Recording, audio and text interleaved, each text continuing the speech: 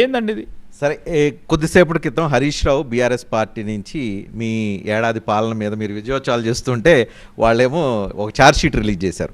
Sum up చేస్తూ ఒక చిన్న కామెంట్ చేశారు, ఇంట్రెస్టింగ్ ఉంది, మీరు చదివితే మీరు రియాక్ట్ అవుతే బాగుంటుంది. దానికి ఏడాది పాలన ఎడతగిని వంచిన, ఏడాది పాలన చూస్తే ఏమున్నది గర్వకారణం, కాంగ్రెస్ పాలన సమస్తం ప్రజాపీడన పరాయణత్వం, విజయోత్సవాలు కాదు వంచనోత్సవాలు జరపండి. ఇది వాళ్ళు చేస్తున్న కామెంట్. అది వారికి పరిపాటి అయిపోయిందండి. వారికి మొదటి రోజు నుంచి అదే మాట్లాడుతూ ఉన్నారు కదా. మీరు పాలనకు వచ్చారు, ఏం చేస్తలేరని డిసెంబర్ 9వ తారీఖు నుంచి మొదలుపెట్టి గత సంవత్సరం ఈనాటి వరకు కూడా అదే మాట్లాడుతున్నారు. కొత్తదనం ఏం లేదండి. అది ఈరోజు మీరు చేయలేనిది మేము చేస్తూ ఉన్నారని వారికి ఈర్ష్యాభావం.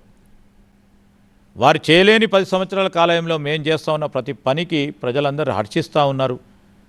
హర్షిస్తూ ఉంటే ప్రజల ఆలోచనను తప్పుదో పట్టేయాలనే ఒక దృక్పథం కనబడతా ఉంది తప్ప దాంట్లో మేము ఈరోజు స్పష్టంగా చెప్పాం, ఇది ప్రజల విజయోత్సవం, ప్రజల ఆశీర్వాదం కోరటానికి ప్రజల వద్దకు వెళ్తూ ఉన్నాం. ఈ ప్రజలకు సంబంధించిన అభివృద్ధి సంక్షేమం 2 కళ్ళగా ముందుకు తీసుకెళ్లే కార్యాచరణ తీసుకుంటామని ప్రజలకు చెప్పాల్సిన అవసరం ఉందనే భాగ్యంలో విజయోత్సవం చేస్తూ ఉన్నాం.